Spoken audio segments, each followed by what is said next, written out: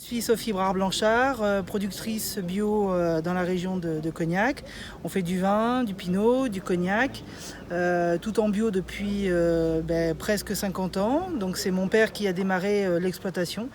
Je suis la deuxième génération à faire du bio avec beaucoup de conviction. Et on fait du bio mais aussi de la qualité. Pour nous c'est vraiment très important. À Moutier. À Boutier-Saint-Trojan. Voilà, Boutier-Saint-Trojan à 3 km au nord de Cognac. Voilà, bravo pour tout ce que vous faites. Merci en tout cas beaucoup pour votre accueil. Merci. Monsieur le Président, Monsieur Bruand, merci pour votre accueil. Est-ce que vous pouvez me dire en 2 mots pourquoi vous souhaitiez que je vienne vous voir aujourd'hui sur cette exploitation? Oui, bien sûr. Alors déjà, parce que de toute façon, nous, on a pour objectif de développer l'agriculture biologique et de montrer en fait tous ses bienfaits, notamment comme aujourd'hui sur une exploitation viticole. Donc vu qu'on ne s'était pas encore rencontrés depuis votre arrivée, c'était l'occasion de le faire. Et puis c'est greffé à ça un sujet quand même important sur lequel on a longuement débattu.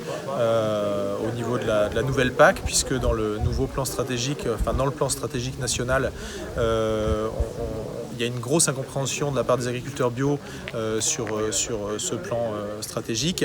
Et l'idée, c'était de vous faire comprendre un peu ce qui nous choquait là-dedans pour que vous puissiez le faire remonter et qu'on puisse potentiellement rouvrir avec le gouvernement les négociations par rapport à cette future PAC. Monsieur le Président de la Chambre d'agriculture, vous étiez avec moi pour la visite de cette exploitation. On a rencontré la MAM. Qu'est-ce que vous souhaitez dire après cet après-midi avec les agriculteurs bio?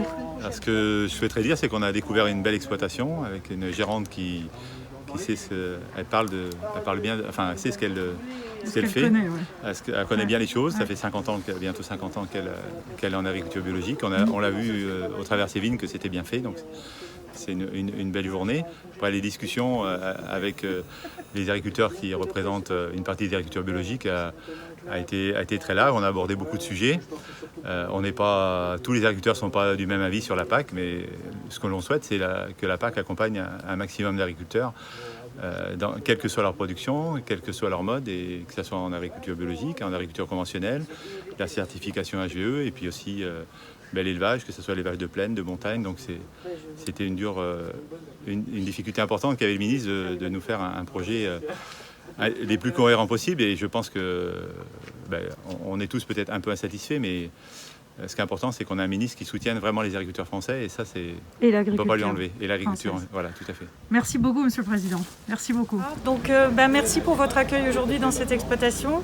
On a bien parlé de la future PAC. Ce que je souhaite aujourd'hui, c'est que le dialogue soit maintenu sur ce sujet.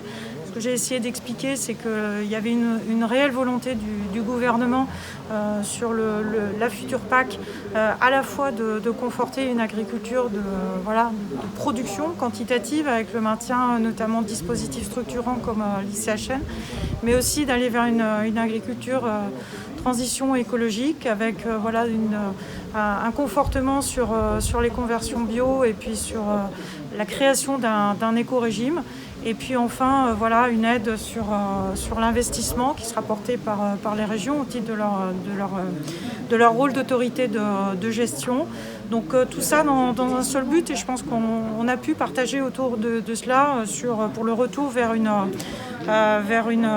souveraineté alimentaire, et puis continuer à créer de la valeur ajoutée.